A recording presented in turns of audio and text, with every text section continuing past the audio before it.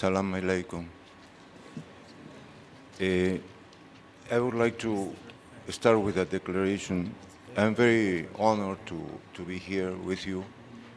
And I am very grateful for the invitation and also for the warm hospitality that has been offered to us, and that makes me feel exactly in my communities. I come from Peru. My name is Khorkhi Sheizawa. It's a country which has many things, similarities with Iran. It's a place of high mountains, and it's also a center of origin of agriculture. And also, of course, is the site of a large agro-biodiversity or diversity itself. I was trained as a civil engineer, so I'll take that engineering bashing that went on this morning. But I didn't do civil engineering professionally. What I did from the start almost was to work in agricultural development projects as in the planning side of it, actually, which reveals what planning is like. You know nothing of the contents, but still you rule, or try to rule. My work then was centered on the agricultural field, but it's only relatively recent. Recently, 15 years ago, that I started working on the traditional agriculture that has been there in place for, some say, more than 8,000 years.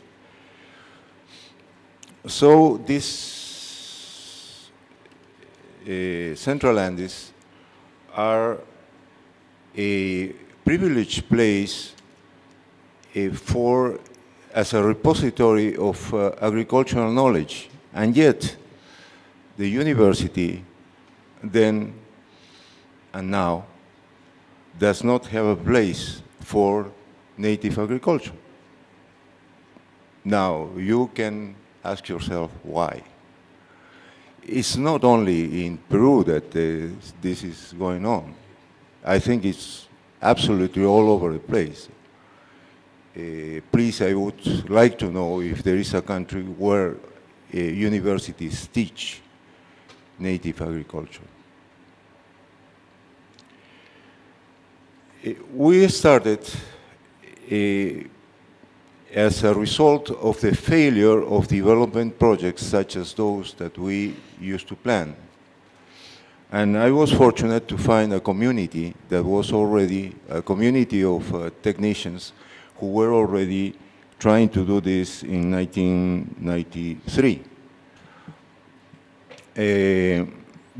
At the moment, they were running a course, which I took, and had been collecting agricultural practices since 1987.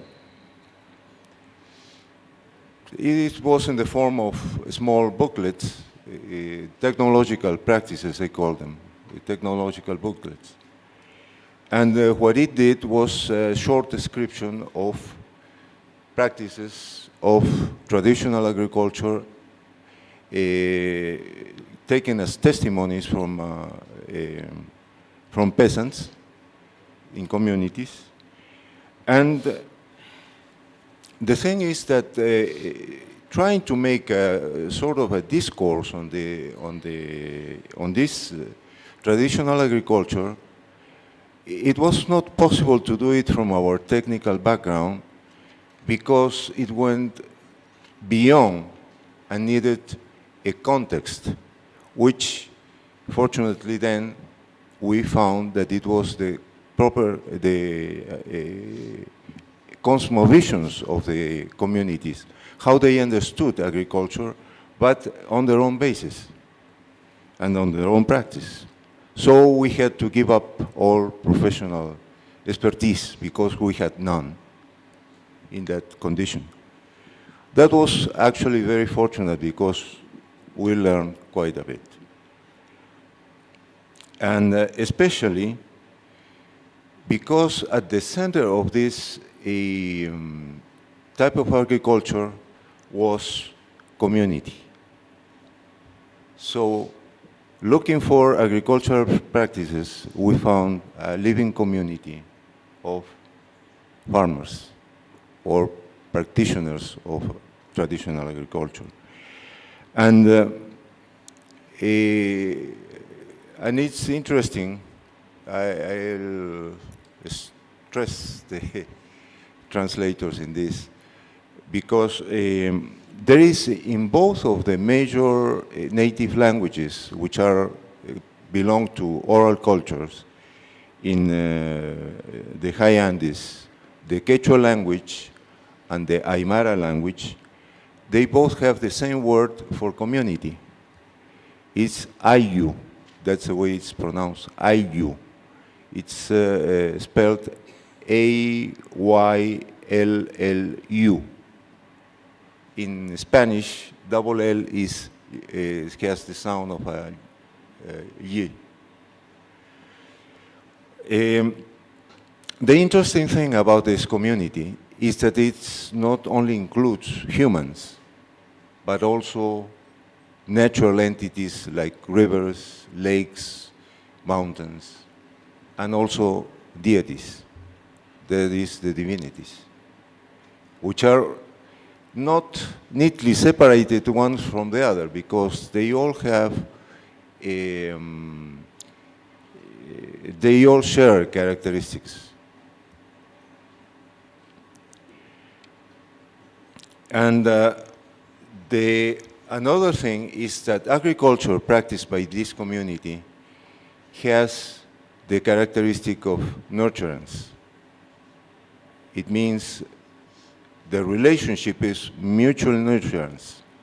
It's not only that a farmer nurtures a plant, like a potato plant, but also feels that the potato plant is nurturing him or her. This makes for values in this, to call it some way, that are very important in community life. One of them is this affection that goes with nurturance, and also respect.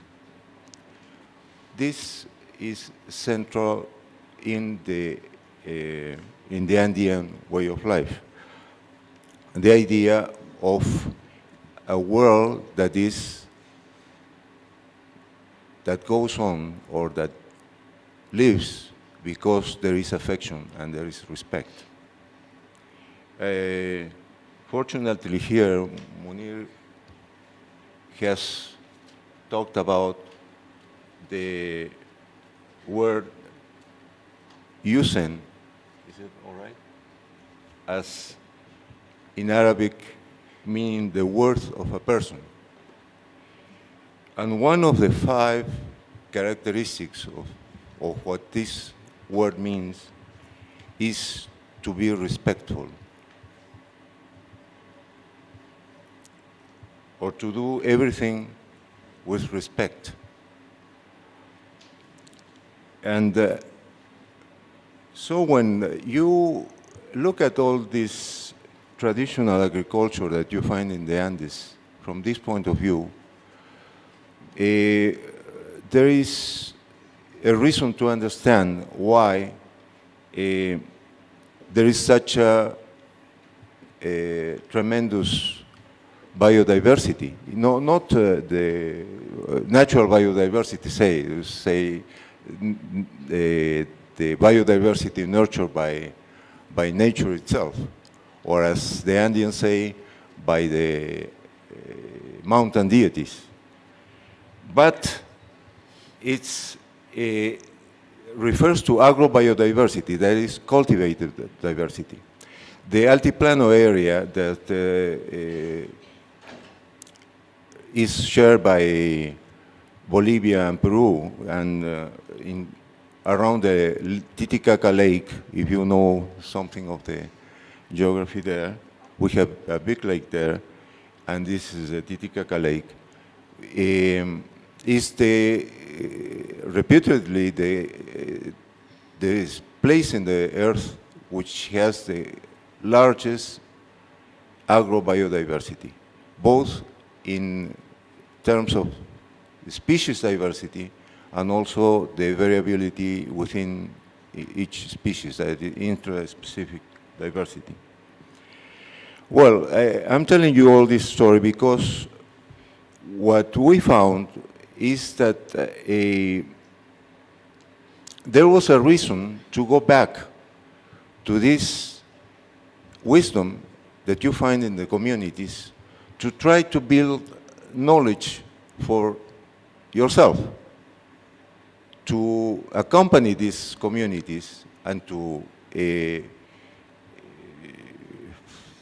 carry on these programs of recovering agrobiodiversity or of finding ways of doing intercultural education. You can rely on the opinion or the views of the community.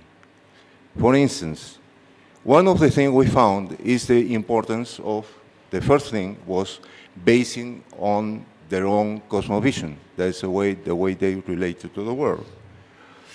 In one of the programs regarding education in 2000, I think, we found this, that the problem or the diagnosis of the problem, the educational problem of the moment, was the generalized loss of respect that school has brought to the communities.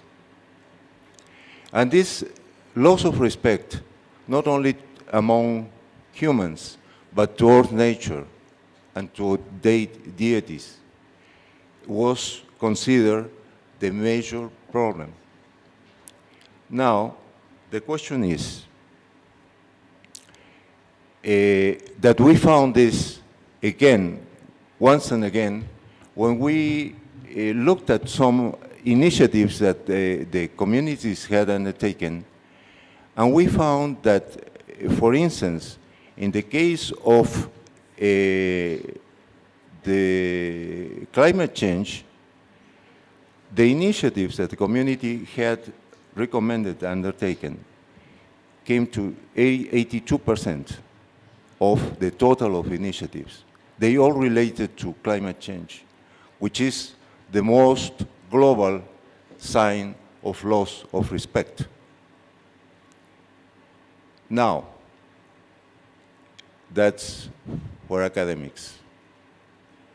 Could we develop a science that is not based exclusively on greenhouse gases emissions, but on loss of respect? I think this is a more encompassing diagnosis, and that we owe to the communities. And we there find the problems of having a disciplinary organization of knowledge, which we in academia nurture. I'll leave it at that. Thank you.